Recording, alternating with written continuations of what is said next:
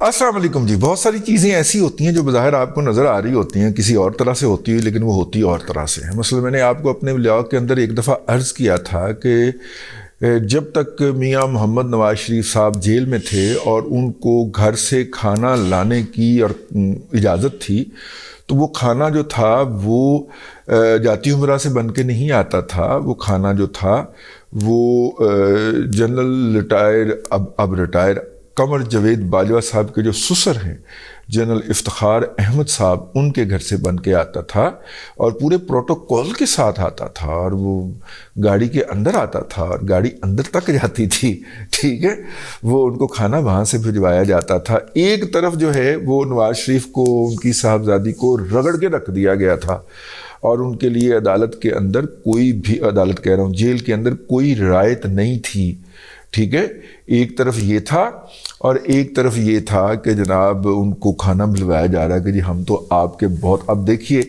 یہ جو دونوں طرف سے کھیلنے کی ستھری عادت ہے، مطلب کہ میں اسے گندی عادت تو نہیں کہہ رہا، لیکن ستھری عادت جو ہے وہ جناب قمر جاوید باجوہ صاحب کو اپنے سسر جاوید باجوہ اپنے سسر صاحب سے ورثے میں ملی تھی.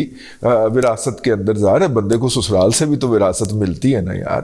تو وہ ان کو وراثت میں ملی تھی کہ وہ کس طرح دونوں طرف سے کھیلنا ہے. ایک طرف جناب عدالتوں کے اوپر پریشر ڈال کے وہ سارا کچھ کیا جا رہا تھا، and he new it, he was part of it. اور دوسری طرف سے جیسے ہی نواز شریف صاحب جو ہیں ان کو اور ان کی صاحبزادی کو کس ہیوملیٹڈ طریقے سے لاہور ایئرپورٹ سے گرفتار کیا گیا، یہ سارے آپریشن کی مانیٹرنگ انہوں نے خود کی، اور یہ سارا کچھ کرنے کے بعد جو ہے ان کے زخم لگانے بھی پہنچ گئے. جو لوگ اٹھائے گئے ہیں اس دور کے اندر کسی نہ کسی طریقے تھے، ان کو یہ اندازہ ہوگا، اور مجھے تو ذاتی طور پہ ہے کہ جو آپ کو اٹھا کے لے کے جاتے ہیں وہی سب سے پہلے آپ کے ہمدرد بن کے آپ کے سامنے آتے ہیں. جی ٹھیک ہے، اور وہ ان کی ٹریننگ کا، ان کی ڈیوٹی کا ایک باقاعدہ حصہ ہے کہ جس بندے کو آپ نے مارنا ہے تو اس کو ساتھ میں چیک بھی رکھنا ہے کہ اس کی کیپیسٹی جو ہے مار کھانے کی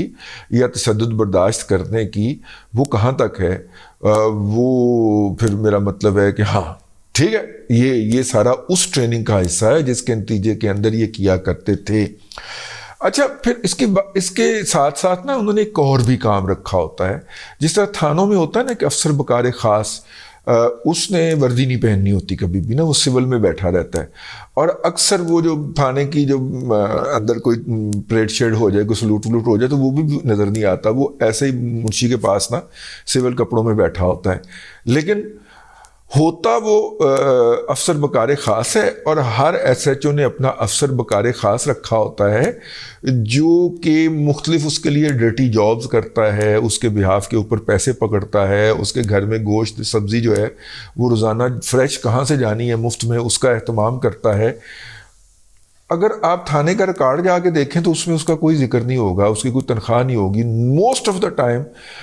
جو ہے وہ کوئی سسپینڈڈ یا اس طرح کا کوئی بندہ ہوتا ہے، یا ارلی ریٹائرمنٹ لینے والا بندہ ہوتا ہے جو روزانہ تھانے کے اندر جو ہے ہر اہم کیس کی آمد کے ساتھ ہی اس کا ظہور ہو جاتا ہے.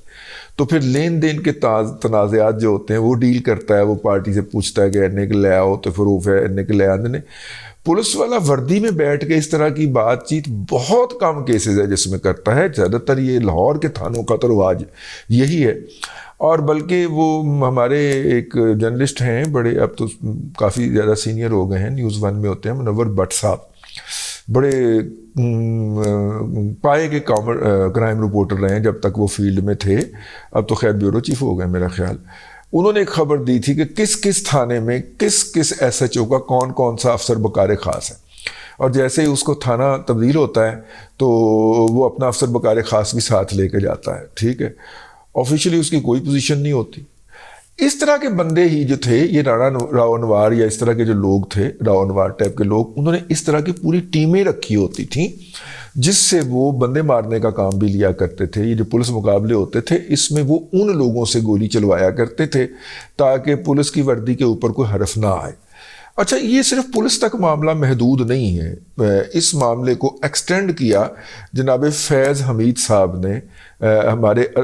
فوج اور اس کے اداروں کے اندر بھی، اور خاص طور پہ نمبر 1 ادارے کا جو بھی افسر ریٹائر ہوتا تھا اس کو فوری طور پہ وہ کانٹریکٹ دے کے اپنی ٹیم میں رکھ لیتے تھے،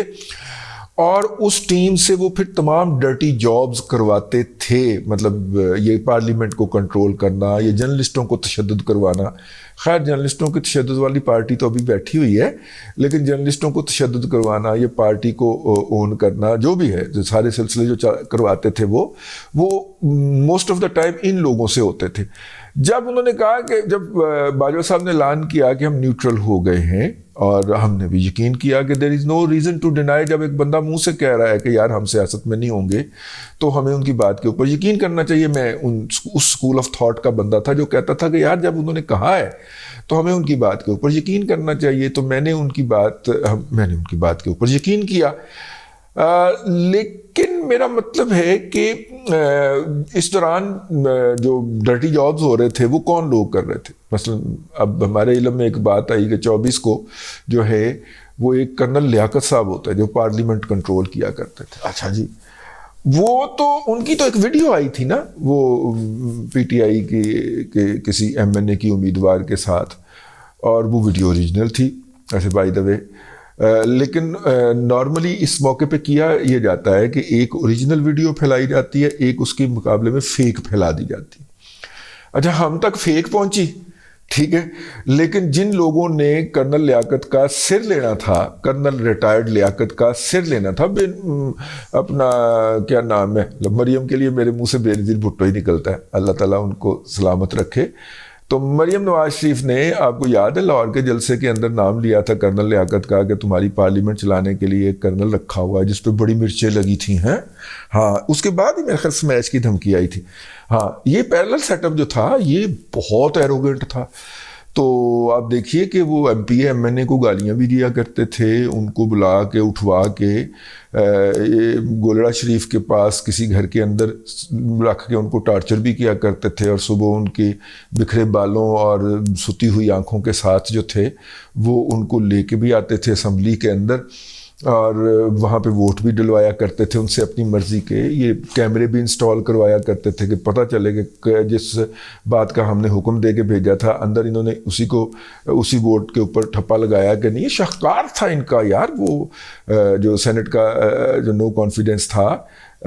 وہ شاہکار تھا ان کا، اگر آپ کو یاد ہو. اگرچہ اس کے اندر پیپلز پارٹی نے بھی پانجی ماری تھی جس کا مبینہ طور پہ اعزاز سید نے بھی اپنے پروگرام میں ذکر کیا. پیپلز پارٹی اخیرلی وقت میں مر گئی تھی، لیکن یو ٹرن لے گئی تھی، لیکن 8 ووٹ ریجیکٹ کرنے پڑے تھے ان کو، لیکن انہوں نے کروائے، دھڑلے سے کروائے. وہ مظفر علی شاہ سندھ والی جو بدرو ہے جو ابھی تک سینٹ میں بیٹھی ہوئی ہے، اس نے دھڑلے، وہ سیشن شیئر کر رہا تھا، اس نے دھڑلے کے ساتھ 8 ووٹ ریجیکٹ کر کے صادق سنجرانی کو جتوا دیا تھا اگر آپ کو یاد ہو.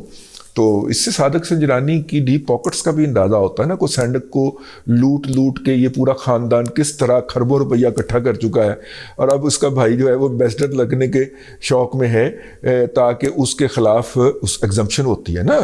استثناء ہوتا ہے ان کو، تو اس کے خلاف پھر کارروائی نہیں ہو سکے گی. جو انہوں نے کھربوں روپے لوٹے ہیں، اور جس طرح انہوں نے